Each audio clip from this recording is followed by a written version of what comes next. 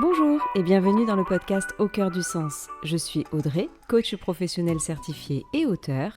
Et dans ce podcast, je te partage ce que la vie m'a appris, ce que j'ai compris, parfois dans la douleur, parfois avec le temps, mais toujours avec cette envie de donner du sens à ce que je traverse. Et pour l'épisode d'aujourd'hui, j'avais envie de revenir sur un biais cognitif. Alors les biais cognitifs, je t'en ai parlé dans l'épisode 34, je vais te redonner un peu de détails quand même dans cet épisode, mais je t'en ai parlé dans l'épisode 34 et j'ai un peu abandonné l'idée de faire une série spéciale biais cognitifs, mais ce biais cognitif-là en ce moment il revient un peu souvent. Donc je me suis dit, allez, avant d'attaquer la parenthèse burn-out de l'été, donc parce qu'à partir de la semaine prochaine, tu auras des épisodes spécial burn-out, je t'en parlerai plus en fin d'épisode. Mais pour cette semaine, je vais te parler du biais cognitif de confirmation. Donc c'est parti pour cet épisode. Alors déjà, si t'as pas la patience de réécouter l'épisode 34, je vais te rappeler ce qu'est un biais cognitif. Très rapidement. Un biais cognitif, c'est un raccourci mental, si tu veux. Notre cerveau, il reçoit des milliards d'informations en permanence. Et pour éviter d'exploser, il trie, il simplifie, il automatise. Le problème, c'est que parfois, ces raccourcis, ils déforment la réalité. Et ça ne veut pas dire qu'on est bête, au contraire. Tous les humains ont des biais cognitifs. Toi, moi, ton voisin, les gens très intelligents, très cultivés. C'est vraiment un biais cognitif, c'est pas un bug du cerveau. C'est un fonctionnement normal. Mais certains des biais peuvent avoir énormément d'impact sur nos croyances, nos relations, même notre confiance, notre anxiété. Je t'ai fait un épisode, c'est l'épisode 94 sur le biais de négativité.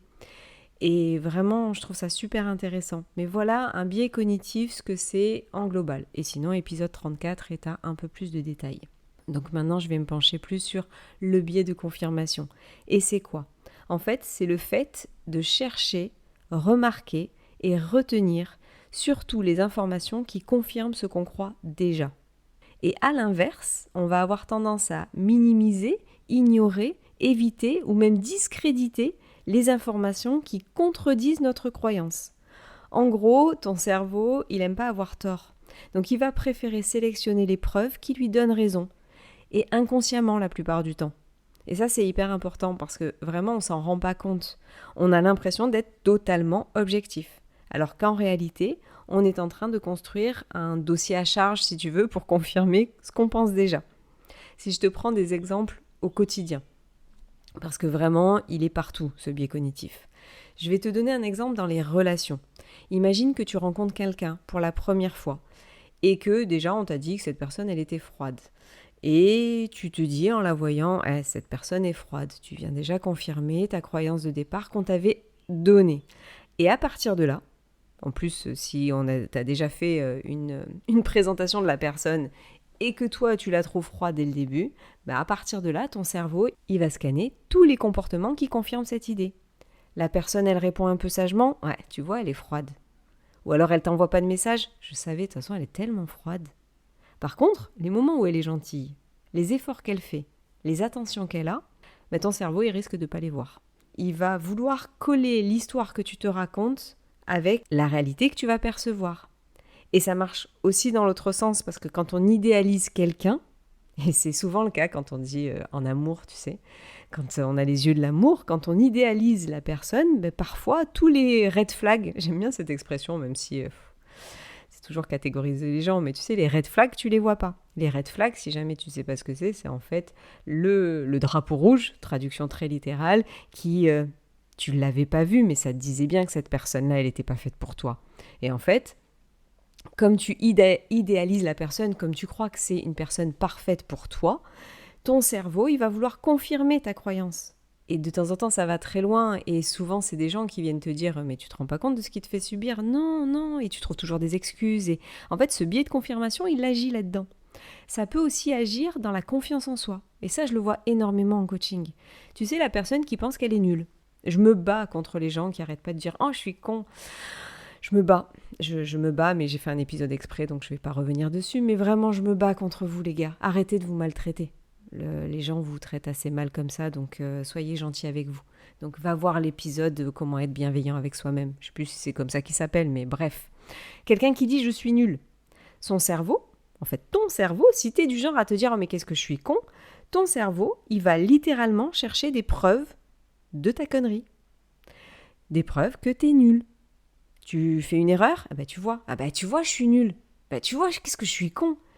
Une critique, ouais, je te l'avais dit. Je te l'avais dit, de toute façon, je suis con.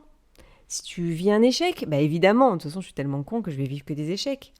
Mais les réussites, les compliments, les progrès, aussi petits soient-ils, en fait, ça passe à la trappe. Ça passe à la trappe parce que ton cerveau, il a décidé de confirmer ta croyance.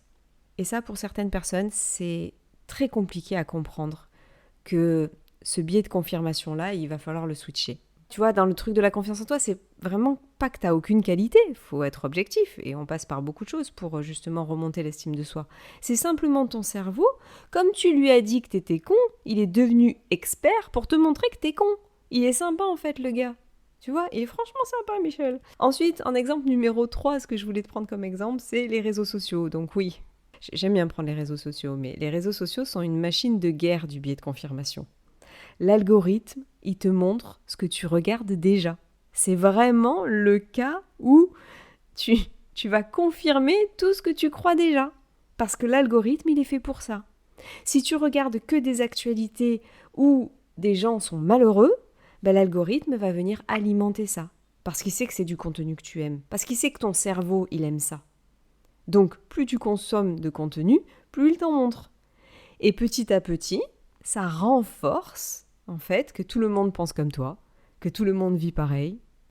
Et il y a une des tendances aujourd'hui où je ne rentrerai pas dans la polémique, mais qui s'appelle le masculinisme. Ces hommes qui croient, c'est une croyance, je ne vais pas la juger, qui croient être supérieurs aux femmes et qui font en sorte que les femmes les respectent et qu'on revienne à l'époque de l'homme préhistorique qui tape sa femme et qui va chercher le bison. Non, c'est pas le bison, qu'est-ce qu'il mangeait à cette époque? Bref, qui va tuer le dinosaure pour le bouffer. Attention, si j'ai fait des problèmes de temporalité, qu'il n'y avait plus de dinosaures au temps des hommes préhistoriques, bref, ne me jugez pas.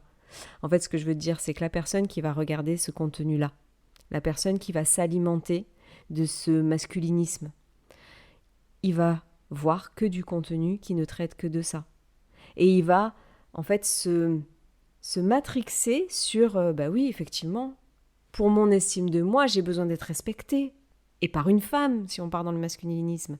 Tu vois, en fait, et ça renforce énormément de convictions, d'anxiété parfois, de croyances limitantes, de peur et des radicalisations.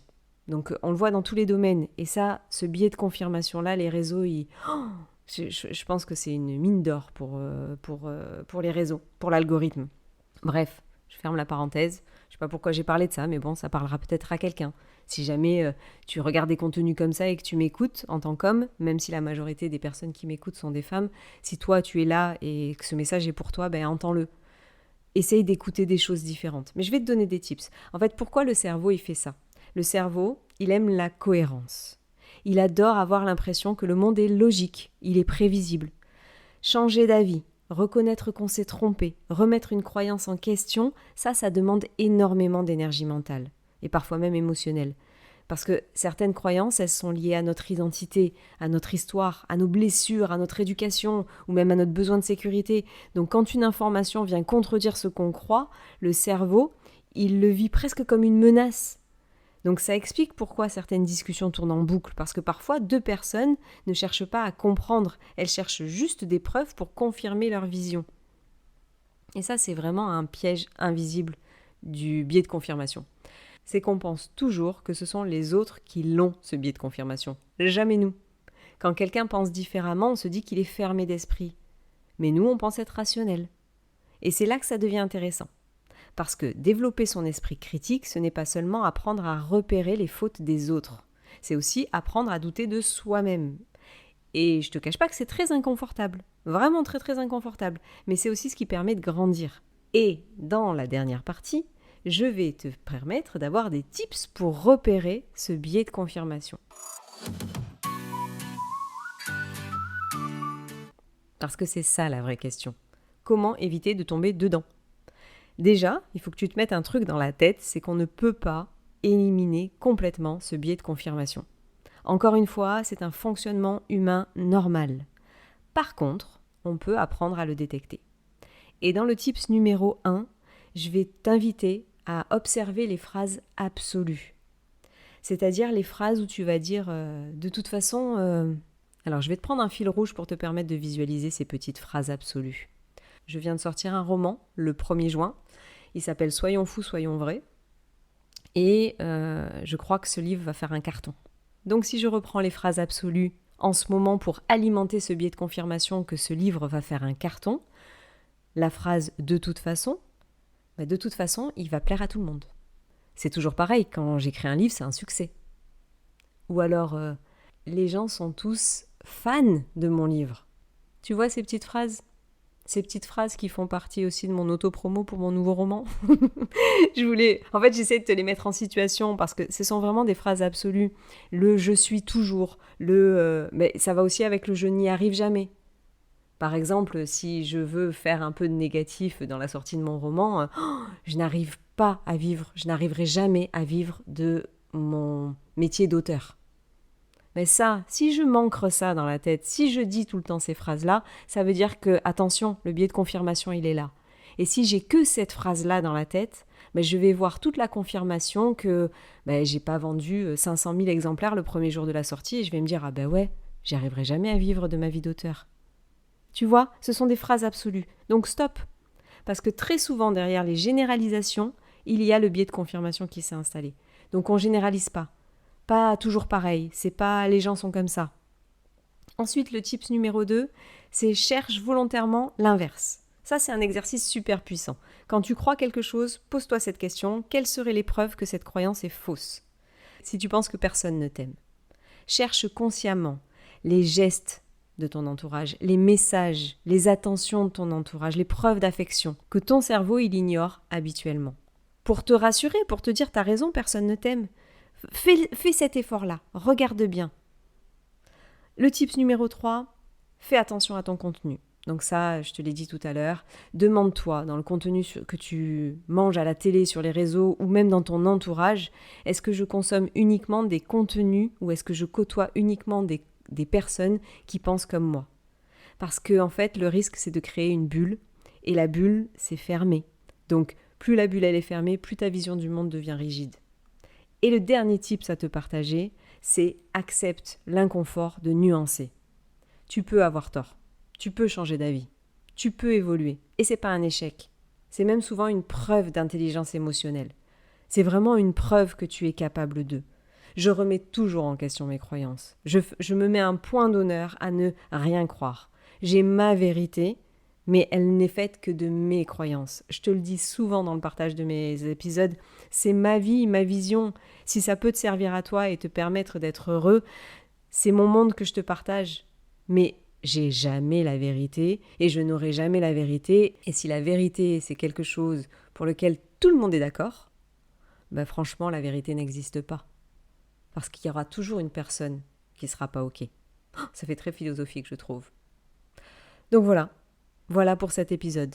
Le biais de confirmation, ce n'est pas un simple concept de psychologie, qui est certes intéressant, mais c'est quelque chose en fait qui peut détruire des relations, qui peut alimenter des angoisses, qui peut renforcer des croyances limitantes, qui peut t'enfermer dans des schémas aussi.